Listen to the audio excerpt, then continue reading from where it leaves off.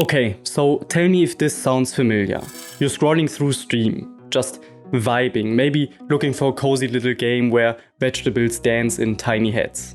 And then BAM! Another Soulslike. It just shows up, out of nowhere, hooded, brooding, whispering about the blight. The title is probably something like Ashes of the Forgotten Eclipse, Crown of Eternal Grief.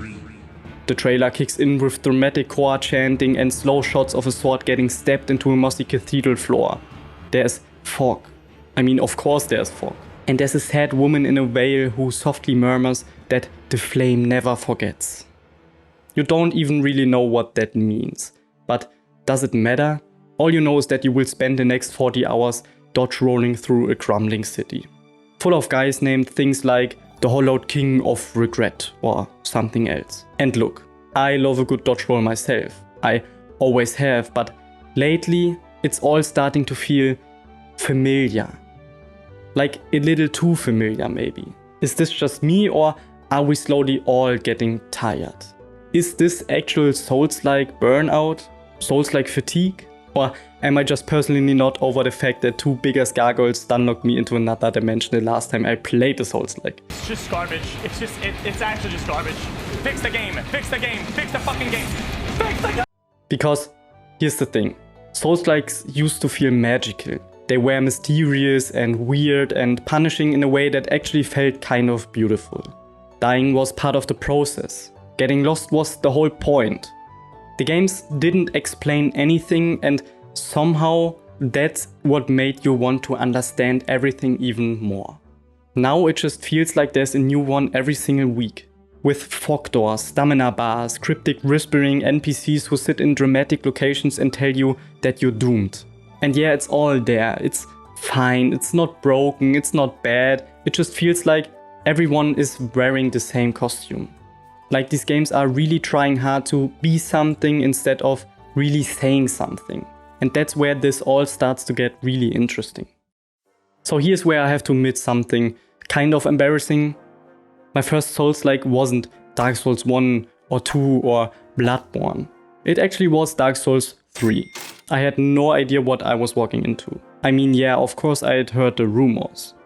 That it was a really brutal game, kind of hard, that didn't explain anything. That the lore was basically hidden in item descriptions and 5-hour YouTube videos titled like The Tragedy of the Nameless King. But the cover looked cool, so I figured, why not try it? How bad could it really be? 3 hours later I was absolutely getting bodied by the first guy with a sword and a personal vendetta.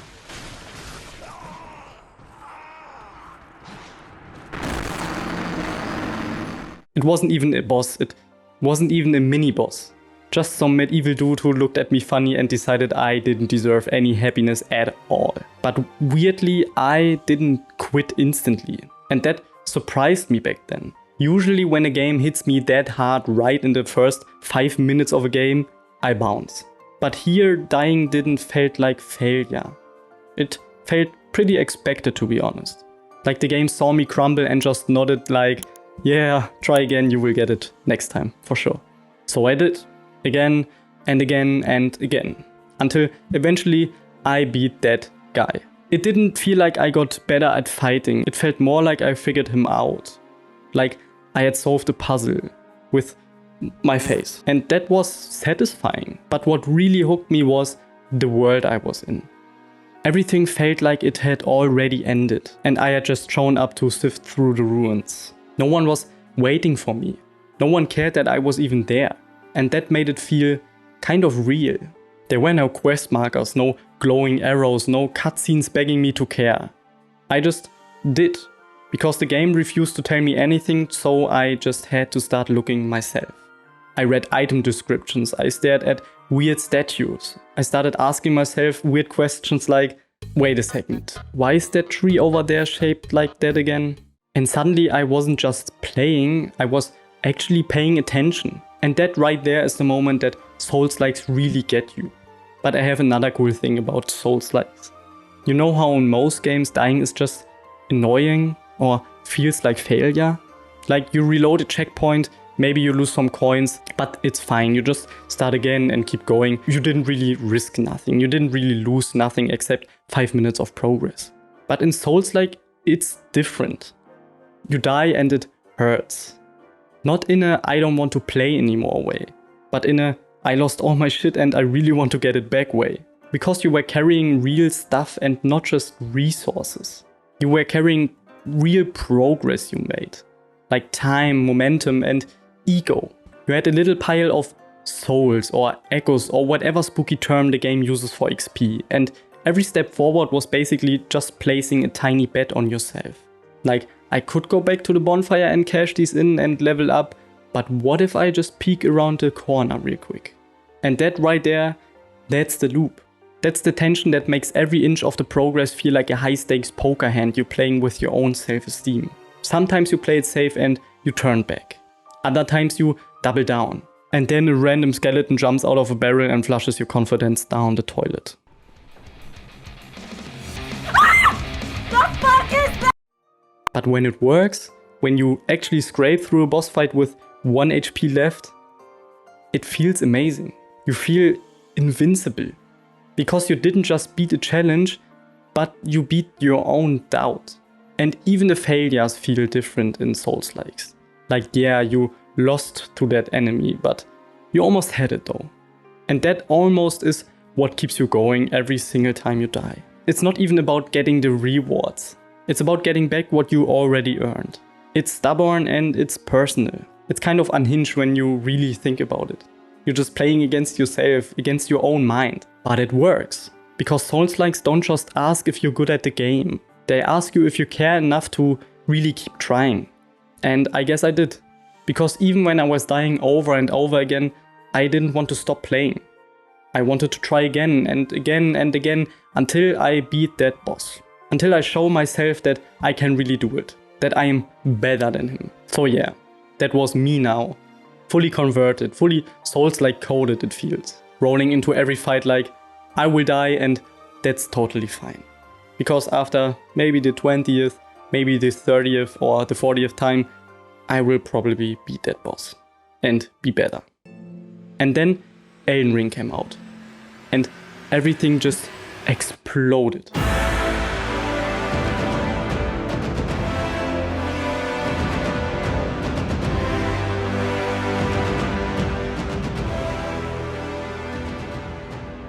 This wasn't just an oh cool another From Software game moment. This was everyone on the planet collectively losing their minds. Your coworker who only plays FIFA suddenly wants to know what a flask of Crimson Tears is. Your cousin who hates hard games is like, hey, is Elden Ring really that good? And you are sitting there like, yes, but also no, but also yes, but also Malenia. And look, it deserved all that praise. Elden Ring wasn't just good, it was ridiculously good. It had this open world that still felt handcrafted. Still weird, but also kind of welcoming, you could say. Like, yeah, you will absolutely get obliterated by a random bird with swords for feet, but this time you had options at least. You could just run away and come back later. You can ride a horse, you can find weird caves, and you can cry. I cried a lot. And somehow, despite being this massive, it still felt deliberate. Like every ruin, every tree, every sad guy sitting in a chair somewhere had a reason to really be there. And of course, because it had to blow up, you already know what happened next. Everyone, and I mean everyone, started to copy the formula. Suddenly every game trailer had a cloaked figure, a cryptic title, a fog-covered castle. There's Gregorian chanting, someone whispers about the rot.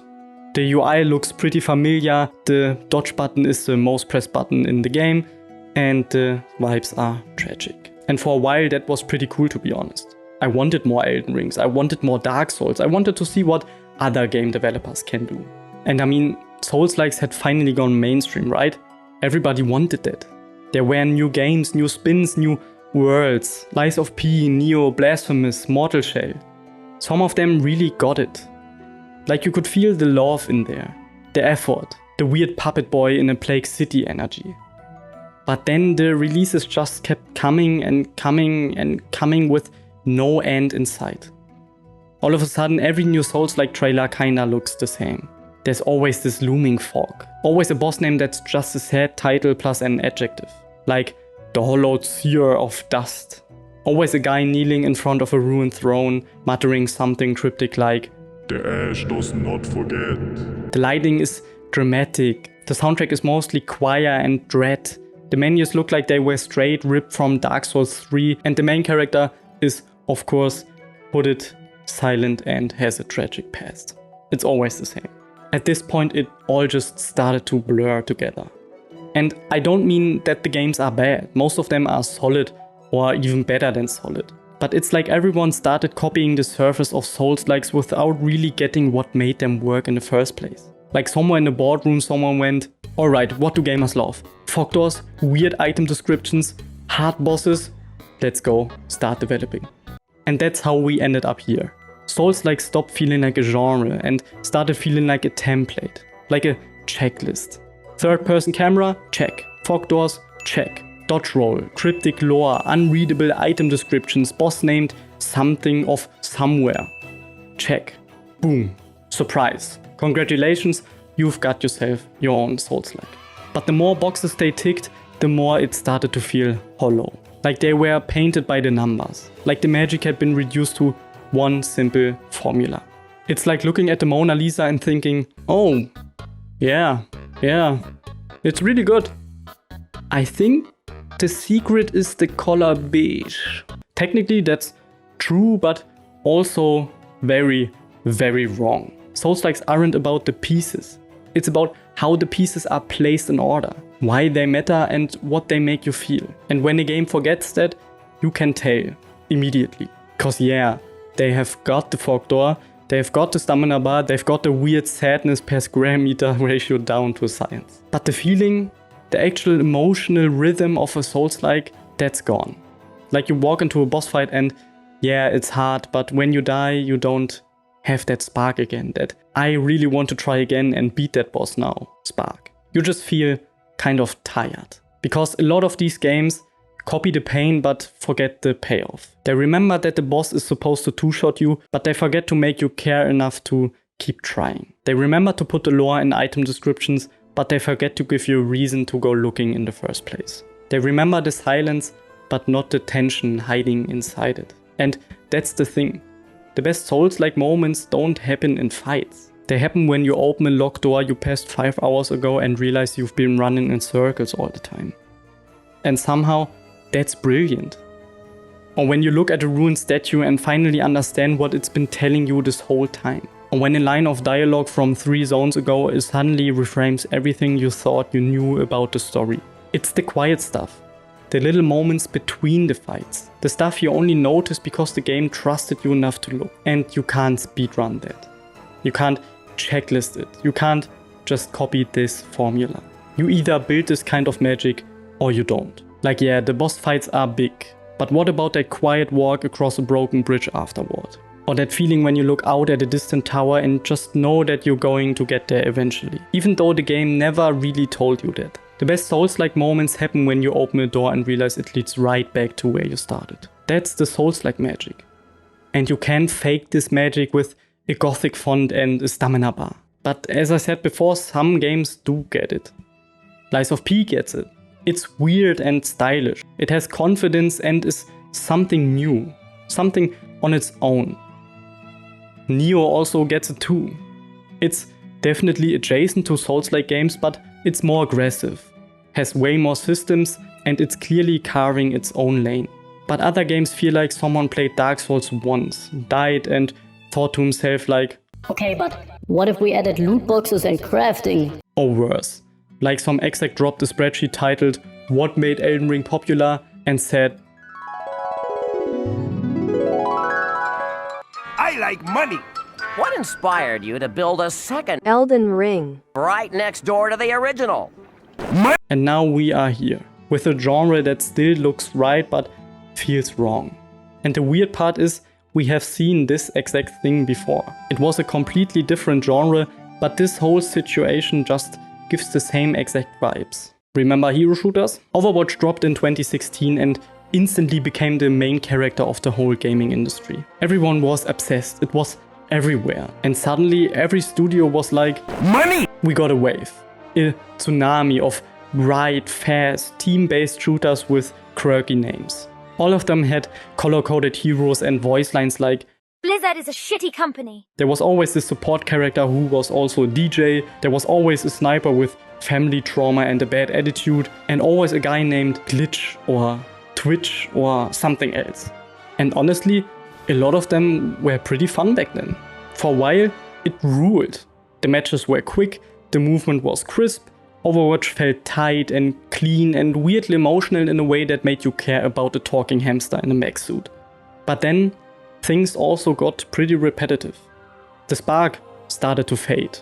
Not really because the games got worse, but because they all started to use the same blueprint, the same rhythm, the same flow, the same voice lines, the same game mechanics. It was all just a blur. And slowly, without anyone really pinpointing it, fatigue set in. And I think by now you know where I want to go with this. It's kind of starting to feel like Soulslikes are heading down the exact same road. Ever walked into a room and don't remember why you are even there? That's what Soulslikes feel right now. They've got the look, the posture, the sound, but they don't seem to remember why they were made in the first place. And that's not the worst thing in the world. Not every game needs to reinvent the wheel. Some just want to ride the hype train. But when games that once made you feel something now just feels like a routine, that's when you know something has changed. Not in the genre itself, but in you, in the players. Because part of this fatigue isn't about the games themselves. It's about us, the players, the ones who used to get chills opening a shortcut, or piece together a story from a weapon's flavor text. Now we are harder to move, harder to surprise. And maybe that's the real challenge going forward. Not just making Soulslikes that are harder or prettier or longer, but making ones that makes us care again. Ones that feel like someone built them because they had something to say, not just something to sell. Because that's what made the great ones great. They didn't shout, they whispered. And somehow we heard them anyway. So no, the genre isn't over. Not yet. But it might be time to stop echoing the past and start building the next strange, brutal, beautiful thing. And maybe, just maybe let it be a little messy. A little weird. A little broken. Like the games that made us fall in love with them in the first place. Peace.